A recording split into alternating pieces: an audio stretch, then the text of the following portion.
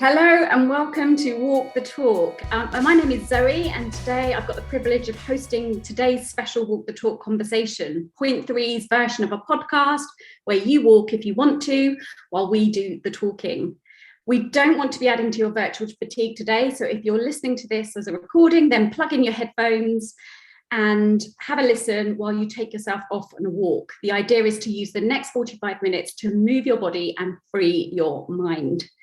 So I'm delighted to be here today and joined by the three co-founders of POINT3 for this special episode coinciding with their 4th birthday.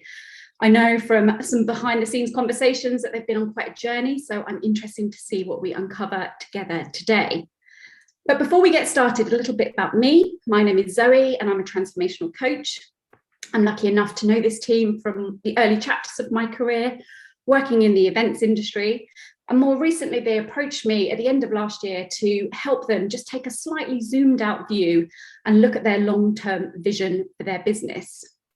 The analogy I like to use is, you can't read the label from inside the jar. So I've been helping them get outside the jar and look at their business in a slightly different way. And as I say, I know that from these conversations that we've had, I'm really excited about this conversation that we're going to explore today. So on to today's conversation. I have some pointed questions for this team and I'm sure you have too. So if you have any questions, let's use the chat function and we will do our best to answer them at the end. So team, are you ready? Let's do it. Questions for you. As I said in the introduction, I know that you're coming up to your 4th birthday. I know that you started your business back in 2018.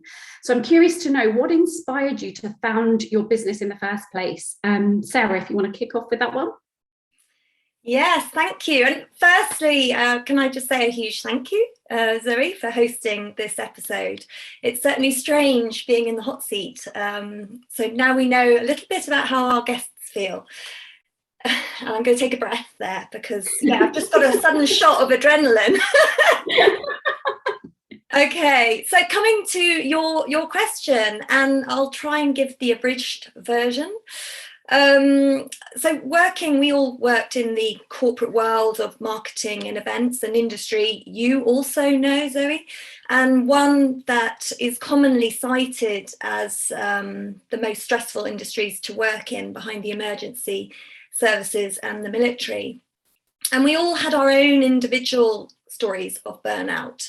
And in the simplest of terms, and speaking certainly for myself, I was looking to bring greater sense of balance into my life. We also wanted to give something back, as cliched as that might sound. We're all passionate to leave a legacy, a kind of a positive footprint, if you like, on the world. And we're all hugely grateful for the careers that we had and the experiences that we had. And more often than not, we did strive under that pressure and that stress. But I think we all felt it was time and that there was an opportunity to positively help others in the workplace. Yeah, it sounds really interesting, that you've all been on a similar journey in those early parts of your career, and that's kind of what bound you together and helped you identify through your own struggles. Have I got that right in terms of the careers that you all had independently? You understood the shared challenges. Is that how what I've heard there, Sarah? Yeah, absolutely. And I think Nicky's going to talk about how we came together. But yeah, we all work together, and we're lucky enough to work in an exciting industry, really, but that did come at its cost. So it's really the challenge of you navigating your career in that space that really kind of bound you together and inspired you to found this business. So Nicky, how did that happen? How did it actually come about? Well, picking up from where Sarah left off, we all worked together first and foremost. So we knew that we could work well together as a collective. So that was kind of one thing. People often say, don't go into business with your friends. We're all great friends as well. But first and foremost, we were colleagues. So we knew we had that sort of same work ethic and could work well together. But we did become really good friends. I think one thing about the events industry that we were all in, which is really quite unique, is that you bond together, you band together with a sense of camaraderie, particularly when you're, you know, on site under huge amounts of pressure, immovable deadlines, public's lives in your hands, that kind of thing. You really build and create strong bonds, and we became brilliant friends. And actually that friendship developed through a mutual love of running. Thank goodness, actually, in hindsight, running, I think we all agree on this one, became a way that we manage that stress and that pressure. Actually, we sort of invented in our team, we were lucky enough to work on some quite sporty brands, and we invented running meetings. So we, you know, instead of like sitting over a table and trying to come up with ideas, we were like, let's take it out, run along the river. And in hindsight, I think that really helped us to manage our stress levels, prevent it going on to anything more challenging. And of the three of us, and I'm just reminiscing back now, two of us were going through a particularly difficult time, and the other one threw in the challenge of let's run a marathon together. And that's exactly what we did. So we did it to kind of manage that challenging time, but also that cemented our friendship. When you run a marathon all together, that really sort of brought us completely together, and was the precursor really to everything that we're doing now. Our shared sort of beliefs and values and all of that good stuff meant it was quite a seamless really movement into working together. Wow, that's so interesting. I love there that, you know, obviously Sarah shared that kind of joint inspiration point around your challenges, but actually coming together through that kind of physical activity that kind of really bound you together. And I imagine, again, this might sound a bit cliched, but like, you know, the analogy of running that marathon to the marathon that you're now running together in terms of, you know, navigating the challenges of running your own business. How similar does that feel, Nicky? Actually very similar. And fun fact to throw in at this point is that for about 2 weeks we were called .2. It refers to the 26.2, the end of a marathon. You know, people sort of forget about the .2 at the end. It's all about the 26 miles, but we thought there was something really nice about the analogy of that .2 at the end. So yeah, we called ourselves .2 for about 2 weeks, and then we were like, actually there's three of us, so we should probably be called .3. But yeah, loads of kind of similarities and synergies between you know, running a marathon and running a business, for sure. And it is a marathon, not a sprint, what we're doing. We need to remember that. So you were absolutely friends first and business partners second. Is that how it started? Yeah, I would say colleagues first, friends second, business partners now. And yeah, I would say co-founders every bit as much as we are friends. And I know that from working with you, you know, I often work with co-founders, and, you know, working with a coach is an opportunity to have a bit of a bitch and a moan sometimes about the other people in the group. And, you know, I was digging deep, but there really wasn't, you know, there wasn't anything there. So, you know, I sense that true friendship is that, you know, am I right to kind of feel that's your experience of it? I've got that right, haven't I? It's a wholehearted yes from me. I mean, I'm the lover of the three of us.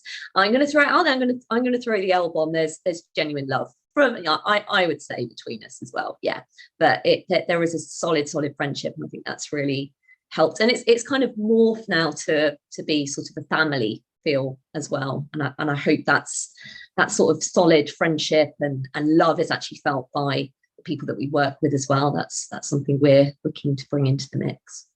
And isn't it funny how we take on board some of these narratives sometimes, and they're there to be challenged, like don't go into business with your friends, like, you know, what foundation of that? You know, it's really good to hear this success story in terms of you being able to like develop your friendship even further through your business partnership. But I imagine that it takes a little bit of work. You know, we're not naive enough to sit here and think that it's all, you know, unicorns and rainbows. I'm sure there are some challenges and bumps along the road that you have to navigate. Yeah, fully. You know, it is working together throws in some completely different sideways challenges. And I think that's where we do begin to feel like a family now. You know, families are tight, aren't they? They go through ups and downs, but at the end of the day, there are those, there is that shared value between us. There is that kind of baseline love and belief in what we're doing actually as well, and passion, as Sarah said. So it's all helpful stuff, but it's certainly not all plain sailing. So coming to you, Siôn, what was the purpose that you really aligned on in those early days? Well, I think actually one thing that Nicky forgot to mention was that the connection was driven between kind of the three of us in the events industry and then also running this marathon. But Nicky didn't mention that actually I came into Nicky and Sarah's room after the marathon and they were lying on their backs with their legs vertically up the wall. And I think what that really showed was firstly that they were very comfortable in each other's company, for starters, to be doing that. But secondly, there was this kind of desire to do things a little bit differently and to go out there and explore and kind of consider what are those small little things that we could do that could maybe kind of support ourselves in the in kind of the return to normality after achieving this huge thing. So yes, it looked a little bit odd, but certainly one of those small little things that kind of drove that connection and that really showed that kind of, I guess, desire to learn and to kind of at least kind of try these things on ourselves first. And I think that's very much kind of aligns to what we were aiming to do in our early days. We actually, when we reflect back on it, we do kind of chuckle and we think we handed in our notice for these kind of great jobs that we had in this fantastically like fun and challenging and exciting industry. We actually had no idea what we were going off to do. We just knew that we wanted to go and do something that would support other people, and particularly kind of like busy people like we very much had been. And I have to be honest, for the summer after that, we certainly were not busy people. We were busy trying to be busy, but we weren't particularly busy. But we very much kind of aligned on wanting to give something back to those busy kind of corporate folks that we had been, because that was who we could really identify with, and hopefully just those small little things that could make kind of impactful changes. And so kind of that was, I guess, the starting point. You know, we've ended up quite quickly with our mission of being, and kind of our purpose of being, to help as many people as possible to stress less and smile more. And we have a simple philosophy, which is all about being a little bit better today than yesterday, a little bit better tomorrow than today. But of course, knowing it's not always going to go according to plan. But we had absolutely no idea in reality what that looked like. Initially, it was, are we going to make a bricks and mortar space where we have a gym studio and a mindfulness space? Is it going to be an app that lives and breathes kind of in the virtual world? Or, and we've obviously kind of ended up more there, is it going to be training that supports people kind of directly in the corporate space? But I think what was nice was that you had that kind of purpose that we were all aligning to, hopefully being able to give a little back to people in their busy days that will support them kind of day to day to stress a little bit less and smile a little bit more. I love that, isn't it? And it's like, it sounds to me that there was a little bit of blind naivety. You said there, you know, you chucked in your notice, and this was pre-pandemic where, you know, there was a lot less kind of transitions within the labour market. So it was a pretty bold move to go out there and go, look, let's go on this adventure together and see what we come up with. And it sounds like that pain point that kind of connected you was really kind of central to wanting something different and to actually being the contributors to making a difference. And, you know, you don't necessarily in those early days have everything fleshed out. It evolves and changes, but having that approach of curiosity is obviously really key to this, isn't it? To have keep that curiosity there, and having flexibility in your approach and be prepared to step into the unknown and go on that journey together. Have I got that right, Siôn? I would say bold and brave is certainly things that people have said. I would also counter that and say a little bit brazen, maybe a little bit naive, as you've said. Yeah. And kind of looking back, I do wonder what really forced us to make that decision. It's kind of very easy to look back with rose-tinted glasses, of course, and kind of forget maybe some of the real reasons. And it's probably kind of the small underlying things that kind of quickly get forgotten. But yeah, it's a decision that I'm so thankful that we made. But, you know, when I look back, I struggle to remember really what was the final thing that it kind of encouraged us to do that. But I think that's it. It's about being a bit curious and about opening up your mind to doing something a little bit different. And that does, of course, come at potentially a little bit of hardship along the way. But is that any different from the hardship that you might have experienced by not taking that leap of faith? So it's I'm just curious to know here, how important is it to have your co-founders in giving you that courage? Because I'm just wondering whether you would have been brazen and bold enough to do it on your own, or whether the support of your two co-founders really enabled you to kind of step into that. For me personally, it would have been impossible to have done it without the other two. I think very much I like to try and bring a growth mindset about myself, and I'm delivering a workshop later all about that. But I do have certain fixed mindset traits that mean that I very much believe that I need the support of others around me, and I just wouldn't have had the confidence in myself, or maybe the staying power to have done it as well if I'd just kind of decided to go it alone. Yeah, and I imagine just appreciation of that support that you get is a good way of navigating through the challenges, because you're a sum of what you can achieve together, right? You're better together than you would be independently. So it's important to really stay in touch with that when things get tough. Yeah, absolutely. And of course, things do get tough. And of course, it doesn't mean that we don't get frustrated at times with each other. And, of course, we can be a little bit snappy, and we just human traits. But at the same time, I think that trust and that connection that we've built up both before starting Point 3 and then on the journey that we've all been on together has really kind of, it's that constant reminder of having those people around you that really do support you, that you connect with, and that provide kind of that great baseline of being able to be resilient to those challenges that come through, and being able to be a little bit honest and put your hand up when maybe you've not behaved in a way that you would like to behave, or not judge someone else if they've maybe behaved in a way that you don't think they should have behaved in. So yeah, it's been a fantastic journey, but a fantastic opportunity to kind of come together. Yeah, I love that thing that Simon Sinek says. He says, you jump out of a parachute, but you jump out of a plane, but you've got that parachute, and your parachute is having these two co-founders with you. You're taking risks, but you're doing it together. And I think that sounds like it's a recipe for success. Yeah, absolutely. So moving on, thinking about the last 4 years, what are you most proud of? What are your highlights? Maybe Sarah, coming to you on this one first. Do you want to share a highlight with me? Well, I have to say, I'm feeling pretty kind of emotional listening to both Siôn and Nicky there. I feel like so proud of what we are as a team, as a family. To Nicky's point, really, we are a family who is trying to walk the talk. Everything that we create in terms of a culture of sort of psychological safety is what we hope the businesses that we work with take some learnings from, and that we can share some of the things that work for us and share that with others.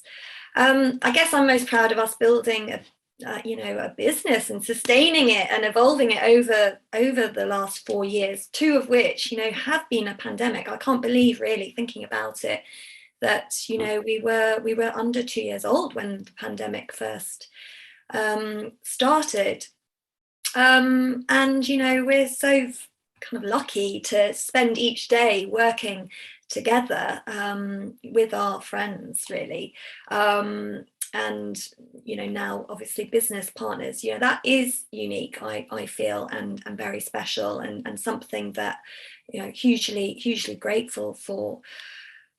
I mean, in terms of highlights, there are many, and this is a really hard one to kind of condense. I think a highlight is the Walk the Talk podcast. Actually, for me personally, I think this is a great format that hopefully is adding value to our customers and our community, if you like. And we've had some great guests and some wonderful conversations, and excited to see where that evolves over the coming months and years.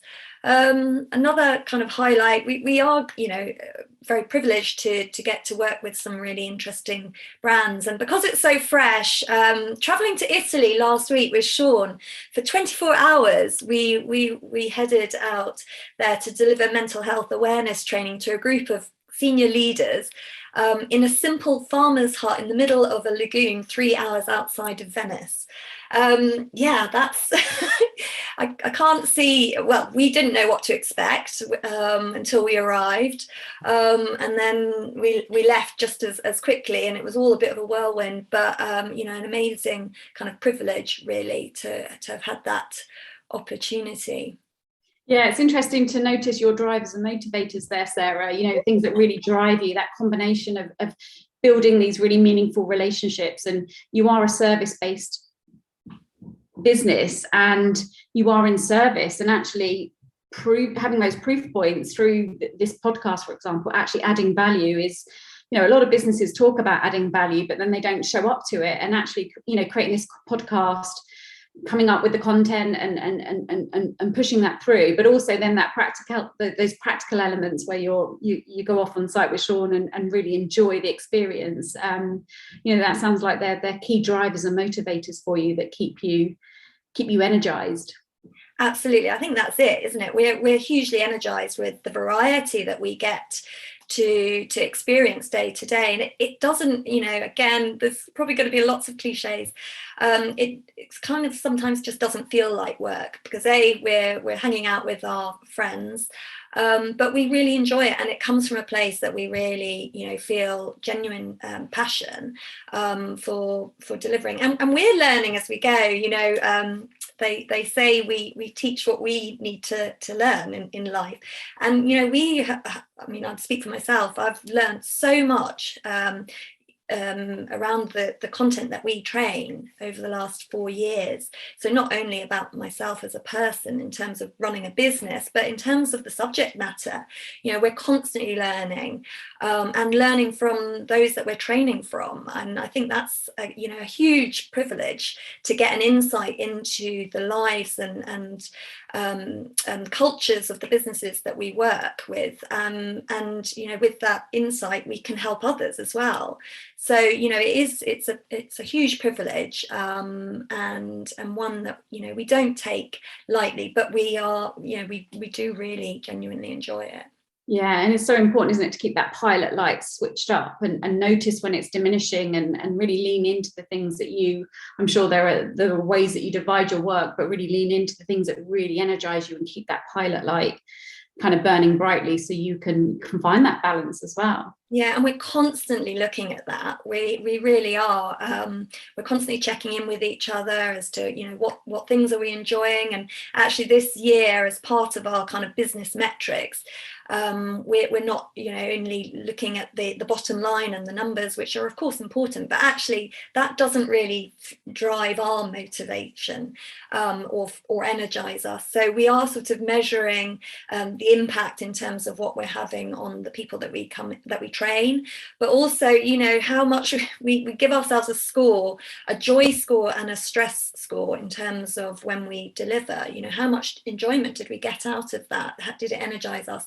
And what was the sort of stress levels? And I think that's pretty unique. I've never heard of that anywhere else, but that's really important to us to keep checking in with, because when we're feeling our best, we're going to our customers and the people that we train, they're going to feel it too.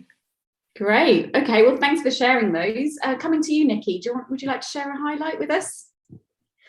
Gosh, so many highlights. I think starting off with sort of proud moment for me. I'm really proud of us completely changing industries. I think that's been huge, and the journey that we've been on, and the retraining that we've done, the upskilling that we've done, and to now be sort of taken seriously and be respected for doing something completely new. That's something I'm really proud of us all for going on that journey.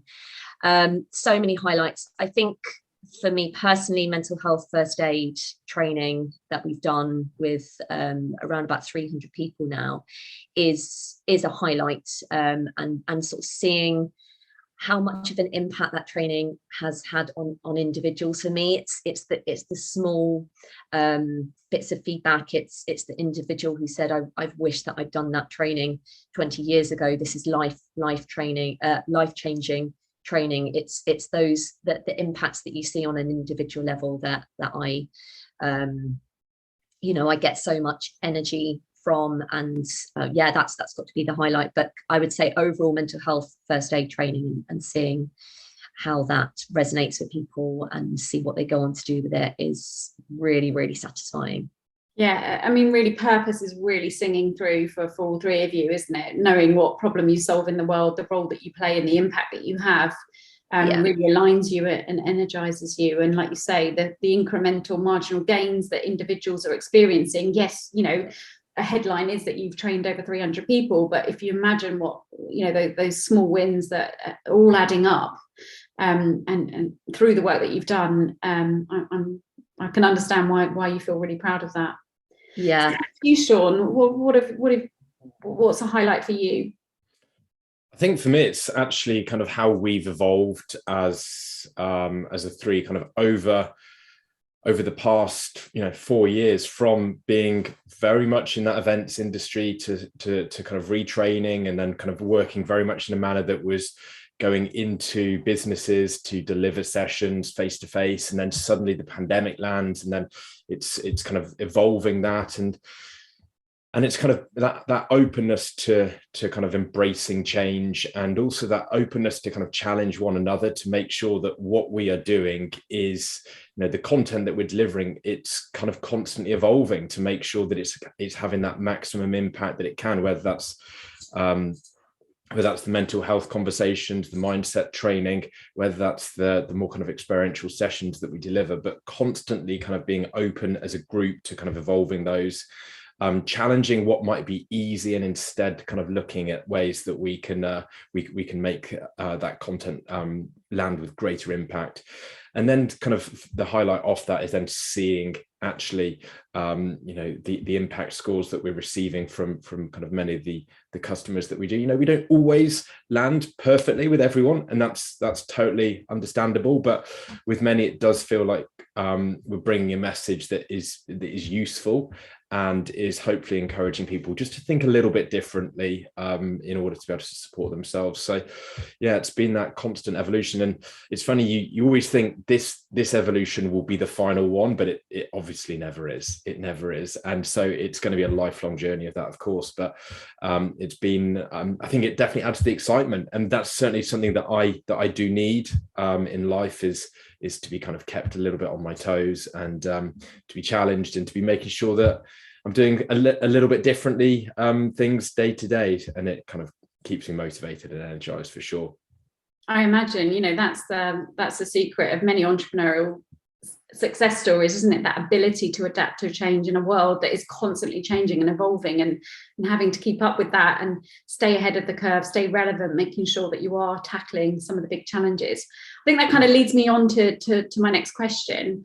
In my work as a transformational coach, looking at the employee experience, the pace of change has been so dramatic, in terms of what people listening to this podcast, as HR leaders and business leaders are having to navigate. Employee expectations and their relationship with work has completely shifted as a result of the pandemic. So, I know from your experience, you get to work with a lot of business leaders and HR professionals from across the sectors. So from where you're sitting, you get to see lots of different examples of the challenges that they face. What do you think are the key themes that you see, from your position of working across sectors? What are the biggest challenges for HR leads or business leaders in terms of employee wellbeing that they face in 2022? Nicky, coming to you on that one.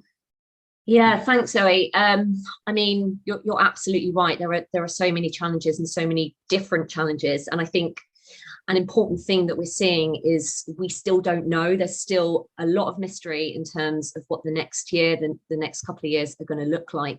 What is the fallout of post-pandemic going to look like? What is it going to do to mental health and well-being? We can see the data tells us that burnout is on the rise. We know certain mental illnesses have shot up during these last couple of years. So what does that mean for this year and beyond? We still don't really know. And I think that's one of the biggest challenges and themes that we're hearing. One thing we can't do is give a one-size-fits-all answer to the question. So those are the sorts of things that we're exploring with organizations, is listening to your people, knowing there's not going to be a one-size-fits-all solution, understanding that individuals are unique, their challenges are going to be looking unique as we come out of all of this. But within that, and sort of understanding how we need to be trying to support people on an individual basis, understanding the importance of the role of the manager. So many of us get promoted to the role of a manager because we've done a really good job, not necessarily because we want to go into that role of managing people. And I think there's a lot of work to be done to support the managers who are supporting people in turn, in terms of supporting that manager with, emotional intelligence, things like building their resilience, supporting them in managing change, active listening to the people, having really meaningful one-to-one conversations with the people in their teams. If we're equipping our managers with those kind of skills and the opportunity to practice that stuff, then that's going to give organizations a really good chance of supporting as many people as possible in the business on as individual a level as possible. But this isn't going to be easy stuff. We still don't know. There's still such a lot that's unknown. And I think business leaders getting comfortable with that feeling of uncomfortable jeopardy, really, when it comes to employee well-being is a place to start, but then upskilling managers from there is recommended. Yeah, like you say, a really challenging and constantly changing picture for so many leaders, and upskilling managers with the tools to manage this change in expectation from employees and supporting them with their well-being to drive kind of high performance and productivity, balancing the needs of people with that bottom line. I imagine, I know from my own work as well, it really comes with a lot to think about. So helping managers upskill in that space, I imagine, can be very transformational for teams. Yeah, and we've seen that evidenced. Yeah. Coming to you, Siôn, have you got any builds on that in terms of the biggest roadblocks for people to drive that really kind of happy, healthy, and engage that high performing workforce? I think the word that is being constantly bandied around is, of course, about how do we create the most positive and open culture that we possibly can. And of course, one of the biggest roadblocks to that is the fact that people are overworked and organizations are under-resourced.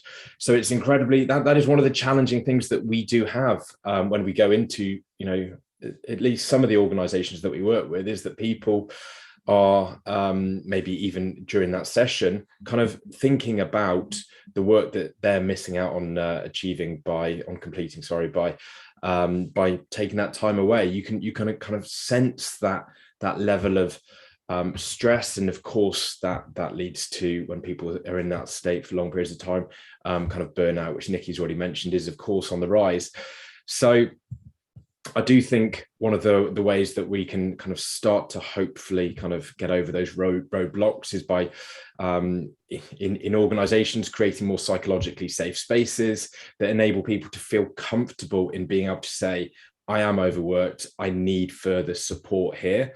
And it's only if people are able to feel like they can be vulnerable and say that those kind of conversations will start to happen, and hopefully then people will start to sit up and take note, and these cultures will really be that of a supportive culture that will enable people to live kind of that life with as much meaning and kind of health and happiness as they possibly can. Yeah, I mean, you've highlighted some really key challenges there. I imagine part of your work is really kind of getting under the skin and working with your clients and partnering with them to really understand what their challenges are, so you can create that bespoke solution that really adds value. Sarah, when you think about these challenges that your clients have, what value do you as Point 3 deliver, and how do you support your clients and their people? Yeah, well, I mean, I think building on what I said earlier, we have over the last 4 years been fortunate to work with, many different businesses, over 100, of all shapes and sizes and across, multiple industries. And as a founder-run business, we speak directly to our clients, so to HR professionals and business leaders. So we know their challenges from a business perspective, but we also speak directly to their people, to the employees in our training. So we also know their challenges. And I think this gives us a really unique insight into what works and what doesn't when it comes to creating that psychologically safe environment where people, feel comfortable enough to be themselves, so that they feel like they can perform to their full potential. So I think, the value we bring is, well, I mean, our approach is naturally kind of bespoke to each organization, and we tailor the content where we can to that audience and to the unique sort of business challenges that they face, but sharing also kind of industry specific, relevant and practical insight and ideas that we've learned along the way. And we've said this already today, but they're often the very smallest things, that are the most powerful things that really do make a real difference to how people can show up at work. The majority of our work is focused on that mental health and mindset training, raising people's individual awareness, but also their awareness in each other and how they work together. So it is developing sort of emotional intelligence, which we know are the foundations of the most kind of successful, employees and leaders. And we hope and feel that our background from the corporate world means that we can relate with busy professionals. So we are realistic about the challenges that they are juggling. And, we can provide really practical techniques, things that worked for us, but also actually things that we wished we'd known back then, which we, now know through our retraining and by working with doctors and psychologists and experts in this space. So, we feel that and hope that our value of understanding the workplace as we do, along with our retraining and that unique insight that we have got, by working directly with both people and our clients, is hopefully kind of working for the clients that we work with. Yeah, it sounds to me like there's a lot of joining the dots that you have to do. And for me, like the key word that's coming out here is making sure that what you provide is really relatable. So you have it relatable from the perspective of you having experienced certain challenges yourself, but also relatable because you're getting that picture of individual challenges and the more, the bigger strategic challenges that leaders have. So it's joining the dots between all of those things and creating a really bespoke solution. Have I got that right? Yeah, and that is often our kind of lens. We sanity check with the content. Is this something that we would have found useful back when we were a busy professional? But it's not just about the individuals, because ultimately it is about making individuals feel comfortable that they can thrive, but ultimately so that their organization thrives as well. We want to be adding value to all of our community. And I imagine it's a bit of a formula, isn't it? Because one's informing the other. When you're talking to people at a team and an individual level, that's kind of informing the strategic advice that you give to your clients, and then it works both ways, doesn't it? Because you're that kind of objective person. Again, it's a bit like what I said in terms of the work that I do with you. It's like you can't read that label from inside the jar, but you are joining the dots and helping people see what those actual challenges are, and providing really pragmatic as well as strategic support to overcome that. Yeah, and I think that our skills from working in the events industry, that's sort of transferred really. You know, it is joining the dots. You have to be kind of constantly sort of thinking a few steps ahead, but also thinking kind of laterally as well.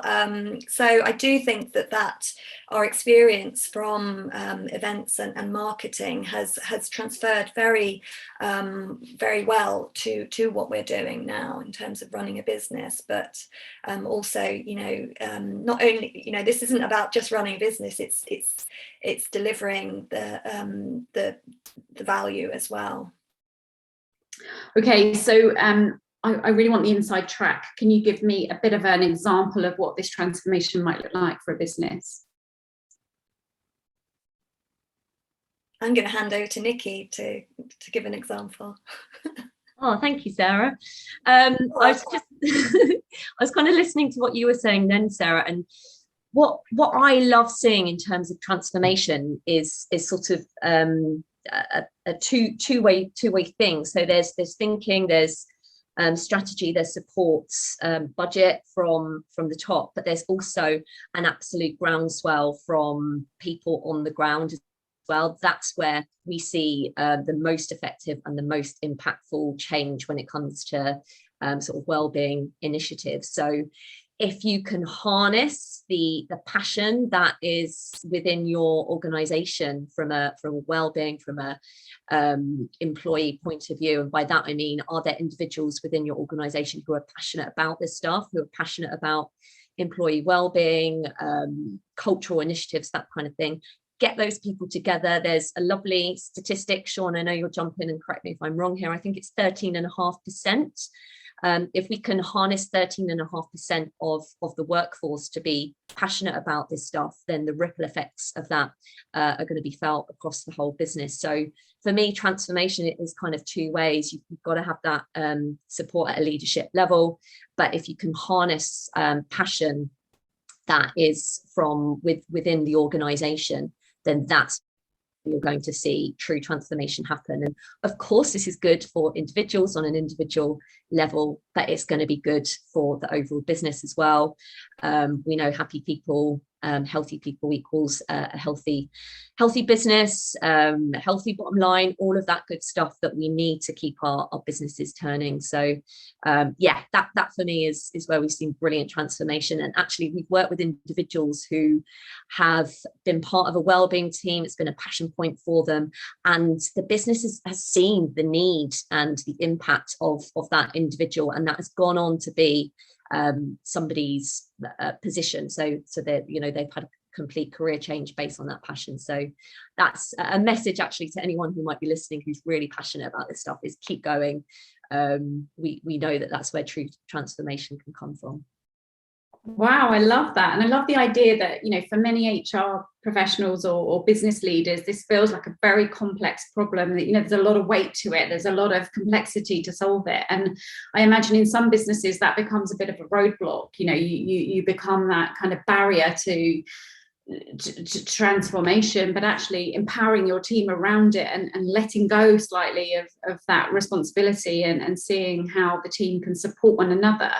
Like you say, is you know, I love that idea of a groundswell and empowering your people to and give them the tools and the know-how to support one another. I imagine that is, like you say, a catalyst for a much bigger transformation that could have happened if it was top down. Yeah, and it's really authentic as well, because it's coming from sort of true needs and understanding and listening at ground level. So yeah, it's great when we see that happen. Okay, cool. So in terms of any other kind of like tangible examples from businesses that you've worked with, do you want to give me any other examples? I'll quickly jump in, and I think one of the interesting ones, I won't name them kind of specifically, but really fantastic business that we've worked with over the past year. And what they did was that they initially went out and they listened to their people, and they heard what their people were after and the support that they needed. And their response was incredibly quick. And what their people had said was, actually, we need to, and particularly managers, be able to support our teams through these challenging times. And this business then went about and made sure that every single one of their manager was trained up in mental health training in one guise or another, whether that was a deep dive into the first aid course or more of a more kind of general awareness training, but that went all the way up to the senior leadership level. So it was that very, very quick response from not only listening to the people, but taking that and kind of building that awareness, but then taking that action to show that as a business you do care, and that you will that you will kind of listen and kind of respond as appropriate. So it's really, really great to see it, to see kind of that come to life. And it then kind of, I guess, when you do start to listen to the people, it enables you to kind of shape the strategy. And every business will need to do something a little bit differently, of course. Some businesses may have already gone through that process, but might be crying out for something else. So I think starting by listening to your people, and then enabling that to drive your kind of strategic approach for maybe the next year, maybe the next couple of years, when it comes to kind of the additional support that you provide is absolutely kind of the gold standard. I love that. And the idea that, these challenges, there can be really common themes from the clients that you work from across sectors, but your actual response has to be quite nuanced and credible and relatable to really have that added level of value, because people see through it when it's a bit of a tick box exercise. And when you show that you've listened and then back it up with that all important action, that's what builds credibility, and that's what creates impact and that lasting legacy, I suppose, in terms of the work that you deliver. Absolutely. Okay, so looking forward, what is your vision for the business? What do you aspire to become as a business? What does good look like? Coming to you, Sarah, on this one. Yeah, I mean, this has very much been at the heart of the kind of work that we've been working with you on over the last 6 months, Zoe. As a business, we have evolved over the last 4 years. That's to be expected. But we've particularly evolved more from being a kind of a sole sort of training provider for organisations into now being able to offer sort of more what we call agency services, so more kind of strategic advice to our clients, because of the insight now that we have, having worked in the space for the last 4 years. That does mean that we can advise and recommend ways for businesses to support their employees, so we can be a kind of extension of their team, if you like, and help to do the listening, to help to devise and write the policies, and help communicate any programs, as well as deliver training, all of course dependent on the needs of the business. I mean, over the last few years and looking forward, our raison d'etre hasn't changed since we set up. Our purpose has been to help people in the workplace stress less and smile more.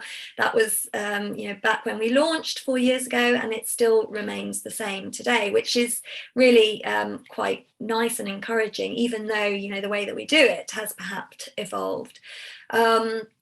But we're looking specifically at our kind of vision for us as a business, and I will try not to be all marketing about it. You can take the girl out of marketing and all that. I am still our marketeer for the business, but we do aspire to be a socially responsible and impact-led business. What does that mean? Well, we want to create a kind of a lasting legacy and an impact of kind of positive cultural change, where people feel able to thrive, they feel comfortable to be themselves. This impact piece is really important to us, so much so that we're actually in the process of working towards our B Corp certification, which is awarded to those businesses that balance purpose and profit. The certification requires us legally to consider our decisions and how we run our business in terms of the impact that we have on society at large, but also on the environment. So it is very much in line with our purpose and our values as a business. But I suppose, what does good look like, to come to that last question of yours? You know, I guess we wouldn't be anywhere without our clients. So we hope that they keep returning to us as they see the value that we provide to them and to their people. And in turn, we hope that they recommend us to others who also see the value in what we do. Well, it sounds like it's a pretty rounded off circle in terms of, you know, being purpose-led, being in service. And, you know, Nicky, you talked about, you know, at the start, you know, wanting to be in service and adding value and making a difference. And again, whilst your purpose hasn't changed, your vision really hasn't changed too much either, in terms of really always wanting to make an impact and have a legacy. It's just that it sounds to me as though you want to work more strategically with your partners to really understand, you know, the complexities of this challenge and help create that really bespoke offer. And also, you know, having a social impact, and you as a business, you know, being accountable to, you know, the way that you want to move forward in the business and add value and make a difference on many levels. So some big ambition there, but it sounds like the 4-year journey has kind of brought you to this point, and it feels like you know, you've got the foundation of your solid relationship and friendship, and dare we say it, the love word, which I think is a bit of a taboo subject in business, but, you know, absolutely shared here. And you know, only Nicky could throw that one in.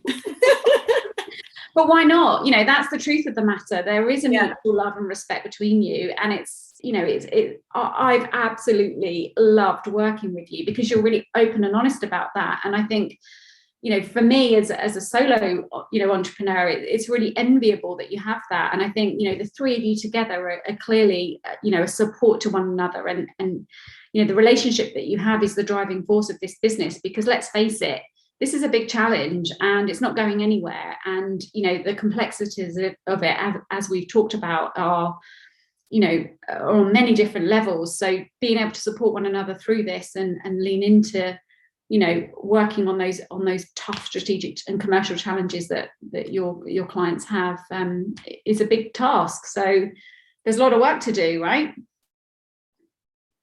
Yeah, we better get back to it. Okay, navel gazing. To wrap up then, we always end the episode with asking our guests, and you three are no exception here, what their well-being non-negotiables are. So if you'd like to give me your 3 non-negotiables when it comes to well-being, I'm sure our listeners would love to hear them. Oh, go on, Siôn. I'll go first, being the gentleman as always. So one of my well-being non-negotiables is to butt in ahead of the 2 ladies. No, in all honesty, so my well-being non-negotiables are, I absolutely love kind of movement, and so whether that's jumping on my bike or maybe going for a little run is kind of one of my kind of non-negotiables. The other 2 at the moment is a new one for me that I've kind of really picked up in lockdown is I've become an absolute bookworm again. I used to be a real bookworm as a kid, and that's come right back. And so you know, reading at least a few pages of my book every single evening. And then the third one is just sitting down with my partner and just having a lovely meal, ideally every single evening together, but obviously we can't always be together. So more often than not, just having that time together to connect over good food. Nice. That sounds like they are non-negotiables that are definitely worth sticking to in my mind. I certainly think so. Nicky, coming to you. I'll take the baton. I think it's worth saying, you know, the work that we do, everything that we've talked about is so true. It's purposeful. We're passionate about it. It's really important, but it can take its toll. You know, we're talking about big, intense subject matters almost every day. So it is really important for us to practice what we preach, and to use these wellbeing non-negotiables to kind of help us de-stress and manage that intensity, really. Movement is one of mine. Get out every day, ideally for an hour, even if I have to break that up into lots of chunks and move. That's a non-negotiable. Quality family time with my sort of big blended family, and or friendship time at the weekend without phones for at least some of that is a non-negotiable. A new one for me, and I think it sort of leans into what I've just been talking about in terms of intensity, is I am finding if I've got a big sort of mental health training session coming up for the day, if I get up first thing in the morning and I put on some really light-hearted TV and I sit there with a lovely cup of coffee, that's really working for me at the moment. So it's a very sort of unique one, but bringing that element of levity in, sort of first thing, starting off the day in a light-hearted way.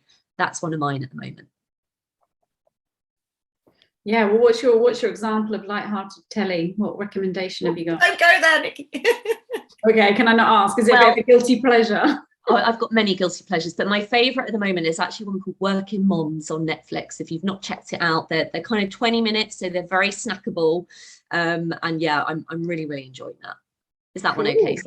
Brilliant. Okay. Going on my list of things to watch. Which is Sarah, getting longer and longer. So yes, currently, because they do change and shift depending on what's going on in life, but currently first is around movement. You know, we've all got that in common, but to get outside for a walk before work, even if I don't have much time, I'll go for at least 20 minutes and go and pick up my coffee from my favorite coffee shop. It just helps create that separation between my home life and my working day. Second is around sleep. I do aim for 8 hours of sleep a night, as many nights as I can, but only because I know that life gets in the way, which means that sometimes I can't. So then I feel like I've banked sleep for those times where I can't get an 8-hour window. And then my third is around, well, I love an indulgent meal and wine a couple of times a week with loved ones. I'm all about the balance.